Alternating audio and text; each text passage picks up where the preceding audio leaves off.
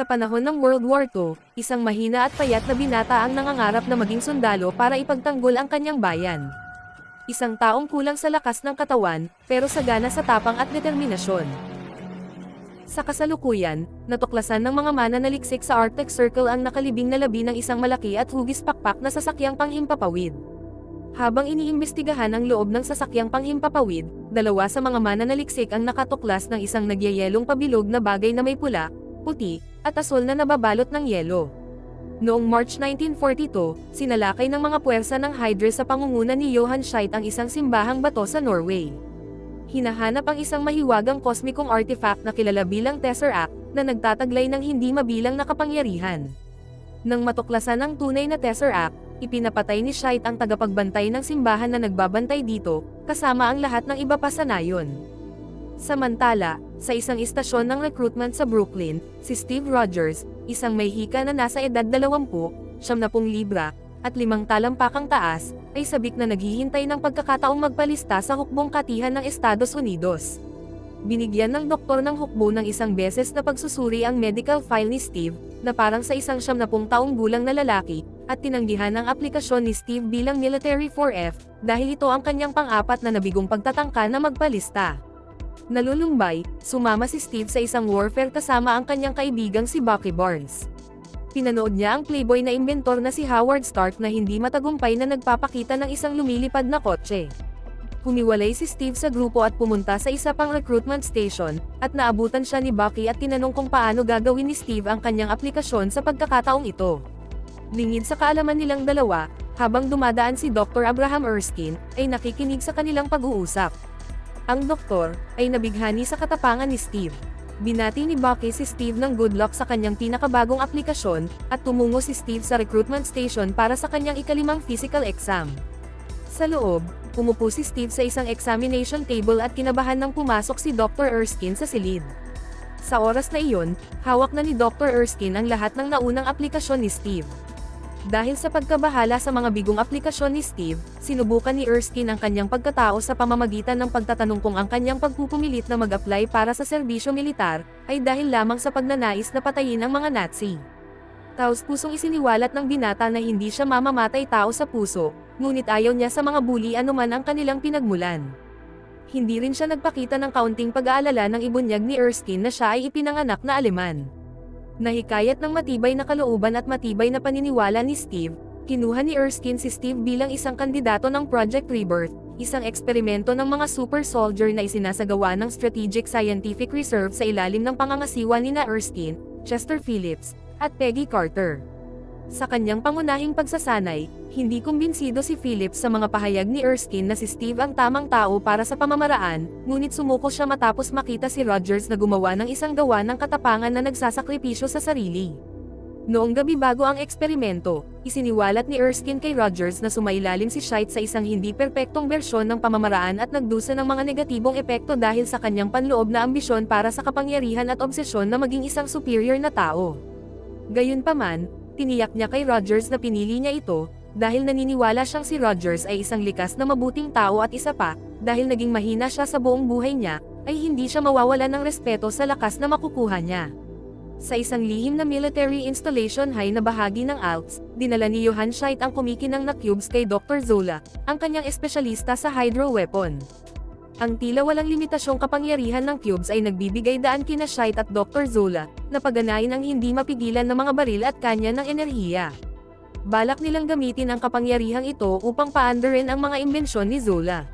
Samantala, si Scheidt, nang matuklasan ang lokasyon ni Erskine, ay nagpadala ng isang assassin upang patayin siya.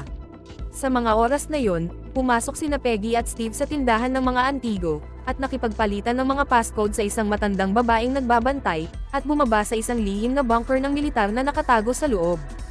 Pinangunahan ni Peggy si Steve sa bunker kung saan nila natagpuan si Dr. Erskine na naghahanda ng isang medical capsule kasama si Howard Stark, at si Colonel Phillips na nakikipag-usap sa mga senador at mga dignitaryo. Sinabihan si Steve na maghubad ng kanyang damit at pumasok sa kapsula. Inilarawan ni Stark na ang pamamaraan ay unang mangangahulugan ng pag-iniksyon ng mga muscle regenerator sa mga pangunahing grupo ng kalamnan ni Rogers, at pagkatapos ay bubuhusan ng mga sinag ng Vita. Hindi itinago ni Erskine ang sakit na titiisin ni Steve ngunit nangako siyang lalabas siyang mas malakas. Binati ni Carter si Steve ng good luck at sumama kay Philip sa overhead viewing chamber. Ang serum ni Erskine ay in-injection sa mga kalamnan ni Steve habang si Steve ay nakapaloob sa loob ng capsule ng Vitaray. Ang capsule ay naglabas ng sobrang liwanag, sumigaw si Steve sa sakit ngunit sinabihan silang magpatuloy at ang pamamaraan ay mabilis na natapos. Nang bumukas ang kapsula, lumabas si Steve na mas matangkad ng isang talampakan at mas mabigat ng 100 libra na may matigas na kalamnan, na siyang pinakamababaw na aspeto ng kanyang katawan na artificial na itinaas sa pinakamataas na potensyal ng tao. Ang lahat kasama si Phillips, ay nagdiwang sa pamamaraan at bumaba mula sa viewing chamber upang batiin si Erskine. Matapos masaksihan ang tagumpay ng eksperimento, isa sa mga dumalo ang nagbunyag na siya ang mamamatay tao ni Scheidt, si Heinz Kruger. Iniwan nito ang isang maliit na bag sa isang upuan, at ilang sandali pa ay sumabog ang viewing gallery. Bumaba si Kruger sa hagdan at binaril si Dr. Erskine, na ikinamatay nito. Dinampot ni Kruger ang huling vial ng serum ng super soldier, at tumakas sa pasilidad patungo sa mga lansangan ng New York. Hinabol ni Roger si Kruger gamit ang kanyang bagong lakas at tibay, upang tumakbo patungo sa kotse ni Kruger ng napakabilis. Sa kabila ng pagtatangkang tumakas sakay ng isang submarino, nagawa ni Rogers na mahuli si Kruger, ngunit nabasag ang vial ng serum ng super soldier sa proseso at agad na nagpakamatay ang mamamatay tao gamit ang cyanide pill bago pa siya mainteroga para sa impormasyon.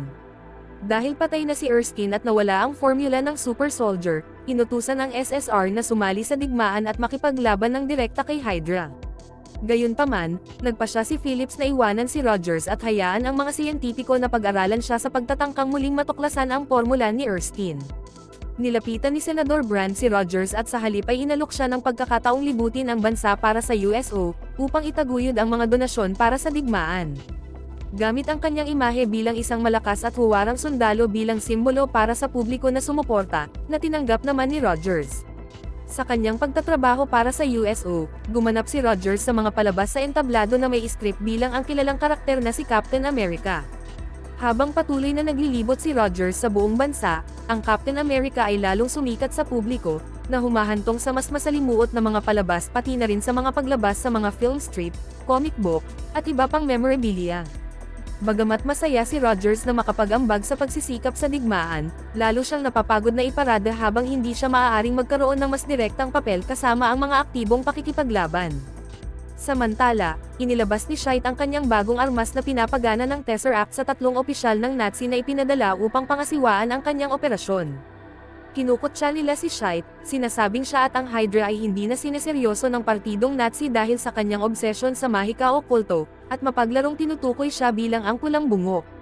Isang pangalan na ikinagalit ni Scheidt, kaya dinala ni Scheidt ang 3 sa kanyang laboratorio ng armas, kung saan ipinakita sa kanila ang kanyang hindi mapigilang mga armas na enerhiya, at isang estratehikong mapa ng Europa na may mga target. Napansin ng isa sa 3 ang isang target sa ibabaw ng Berlin at hinarap si Scheidt, at mabilis na tinapos ni Scheidt ang 3 opisyal ng Nazi. Inanunsyo ni Scheidt na humiwalay na ang Hydra sa partidong Nazi at ngayon ay mga kaaway na ng mundo. Ginamit ni Scheidt ang sandaling ito upang ideklara ang kanyang paghihiwalay mula sa Third Reich, na inaangkin na hindi na maaaring lumago pa si Hydra sa anino ni Adolf Hitler at susundin na ngayon ang kanyang agenda. Patuloy na sumisipsip ng enerhiya mula sa Tesseract ang Hydra, gamit ang nakaimbak na enerhiya upang lumikha ng iba't ibang armas at isinama ito sa iba't ibang sasakyan at iba pang teknolohiya, na mabilis na nagbigay sa pangkat ng potensyal na maging isang malaking banta sa larangan ng digmaan at sa buong mundo. Noong November 1943 sa Italy, habang nagtatanghal para sa mga aktibong sundalo at nakikipagtagpo sa kanyang mga kasamahan mula sa SSR, nalaman ni Rogers na ang unit ni Barnes ay nawala sa isang labanan laban sa Hydra. Sa kabila ng paggigiit ni Phillips sa kawalang saysay ng sitwasyon, tumanggi si Rogers na maniwala na patay na si Barnes. Naging determinado na magsagawa ng isang solo rescue, tumanggap si Rogers ng tulong mula kina Carter at Howard Stark, na nagpalipad sa kanilang dalawa sa larangan ng digmaan gamit ang kanyang pribadong eroplano. Ipinapalagay ni Steve na may relasyon sina Stark at Carter at nahihiyang itinago ang kanyang nararamdaman para sa kanya. Nang magsimulang magpaputok ang mga anti-aircraft gun mula sa Hydra sa eroplano ni Stark, sumakay si Steve sa parachute, habang ang dalawa pa ay nakatakas pabalik sa ligtas na lugar. Palihim na pumasok si Steve sa base ng Hydra, at napatay ang maraming gwardya. Nagawa ni Steve na palihim na makapasok sa pangunahing pabrika ng Hydra, kung saan niya natagpuan at pinalaya ang karamihan sa mga bihag na sundalo na nagsimula ng kabuluhan. Nagsimula silang tumakas habang si Steve ay patuloy na hinahanap si Barnes. Nadaanan ni Steve ang pasilidad at nakita si Bucky, na nakatali sa isang operating table, at halatang pinahirapan. Napansin din ni Steve ang isang napakalaking tactical map na nakakabit sa dingding, na may iba't ibang marka ng installation. Pinalaya ni Steve si Bucky, na nagulat nang makitang mas matangkad na si Steve kaysa sa kanya, at isinaulo ang mapa. Nang makita ni Scheidt ang mga bilanggo na tumatakas at si Rogers na gumagalaw sa pasilidad, sinimulan niyang sirain ang pabrika upang masakop ang mga operasyon ng Hydra at lumikas patungo sa ibang pasilidad. Habang nagsisimulang sumabog ang gusali, hinarap ni Scheidt si Rogers sa isang mataas na catwalk kung saan minaliit niya ang kanyang mga pagkakatulad kay Rogers, matapos ang kanilang paggamit ng serum ng Super Soldier. Ipinahayag ni Scheidt ang kanyang paniniwala na sila ay mas mataas kaysa sa mga normal na tao. Bago ibunyag ang kanyang mukha bilang isang maskara, tinanggal ito upang ipakita ang pulang mukha na parang bungo na nagbigay sa kanya ng sobriquet na The Red Skull. Nakatakas ang Red Skull mula sa sumasabog na pasilidad sakay ng isang kakaibang disenyo ng pribadong eroplano, habang si Zola ay palihim na nakatakas sakay ng roadster ni Scheidt. Malaki ang pagkakaiba ni Steve at Bucky sa kanilang kalayaan.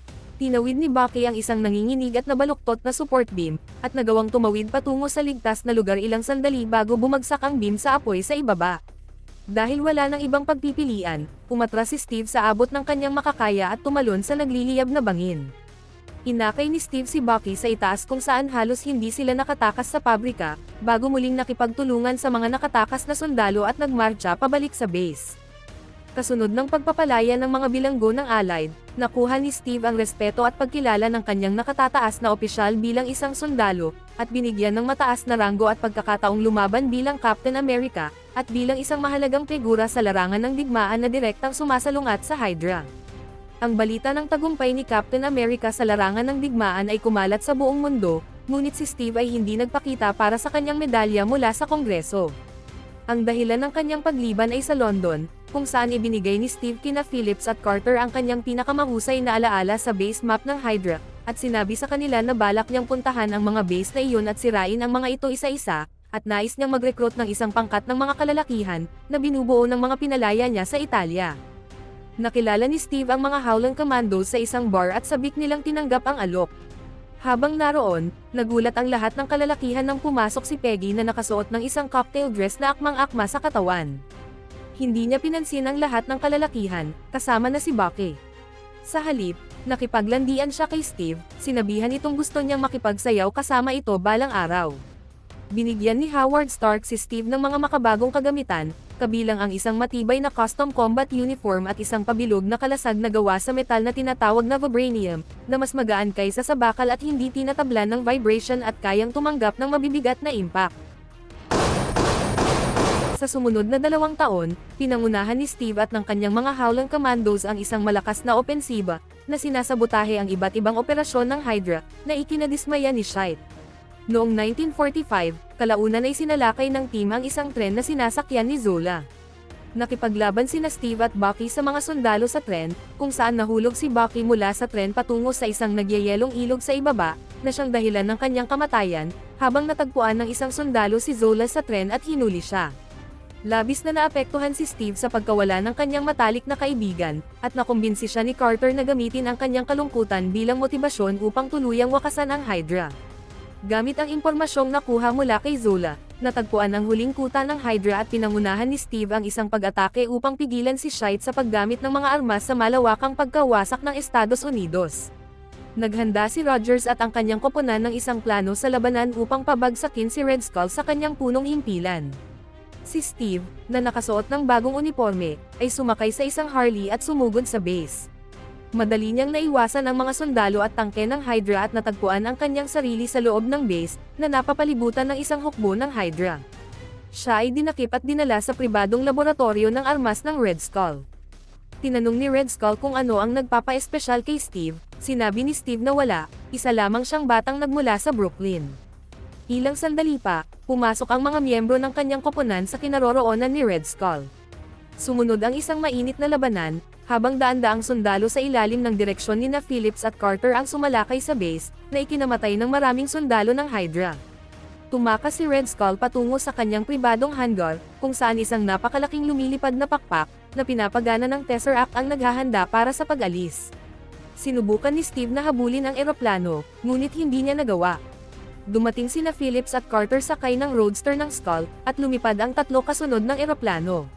Nang malapit nang tumalon si Steve sa eroplano, pinigilan siya ni Carter at hinalikan. Tumalon si Steve mula sa roadster papunta sa isa sa malalaking gulong ng eroplano. Pumasok siya sa sasakyang panghimpapawid, kung saan nakita niya ang 12 ng mga missile ng kamikaze plane, na bawat isa ay may label na iba't ibang pangunahing lungsod sa Amerika. Hindi nagtagal ay pumasok ang mga sundalong Hydra sa silid at nilabanan sila ni Steve, na nagpabagsak ng maraming tauhan at maliliit na eroplano. Isa sa mga eroplano, na may label na New York, ay bumagsak ng maluwag. Huminto si Steve at hinabol ito, at nagawang agawin ang sasakyang panghimpapawid, at ibinagsak ito pabalik sa lumilipad na pakpak, matapos ihagis ang piloto sa likuran na propeller nito. Sa loob ng malaking cockpit, naglaban sina Captain America at Red Skull. Pinaputok ni Red Skull ang kanyang cube energy pistol kay Steve na madaling na-deflect ang mga putok gamit ang kanyang kalasag.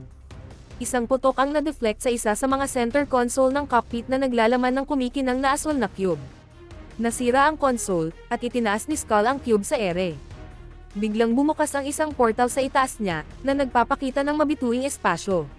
Maliwanag na kuminang ang Red Skull, at tila nawasak, at ang kanyang mga labi ay tinangay pataas sa cosmos. Ang cube, na kumikinang pa rin ng maliwanag, ay bumagsak sa lupa at sumunog pababa sa hull ng eroplano, bago bumagsak sa karagatan sa ibaba. Si Steve ang nagbabantay sa mga kontrol ng eroplano at nag-radio kay Carter. Sinabi niya sa kanya na ang eroplano ay nasa isang landas ng paglipad na magdadala sa kanila sa silangang baybayin.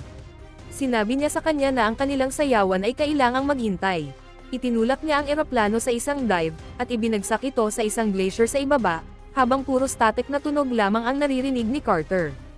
Nagising si Steve sa isang 1940s na ospital, habang ipinadala ng isang lumang radyo ang play-by-play ng isang laro ng Brooklyn Dodgers.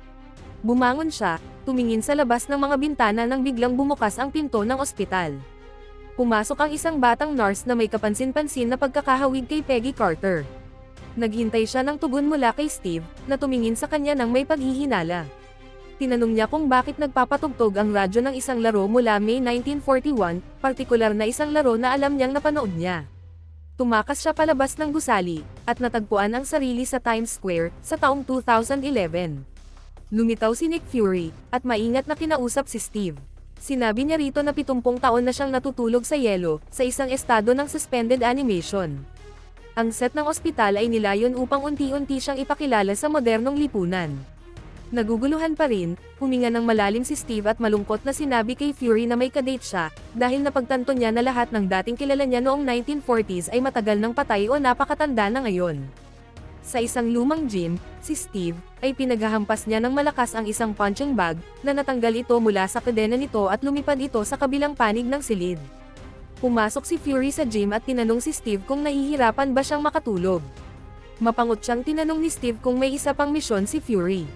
Sumagot si Fury na oo, at bigla nating nakita ang mga larawan ng lahat ng superhero, na kinabibilangan ni na Steve o Captain America, Thor, Tony Stark o Iron Man, Hawkeye, Black Widow, Bruce Banner o ang Incredible Hulk, at iba pang mga ahente ng SHIELD na naghahanda para sa labanan. Sinabi sa kanya ni Fury na handa na sila. Natapos na ang kanyang personal na misyon na bumuo ng isang hukbo ng mga superhero, ang Avengers. Maraming salamat po sa inyong panonood, paki-like at share ang video at mag-subscribe sa aming munting channel para matulungan kaming lumago. I-click ang notification bell para maabisuhan kayo kapag na-upload namin ang aming mga susunod na video.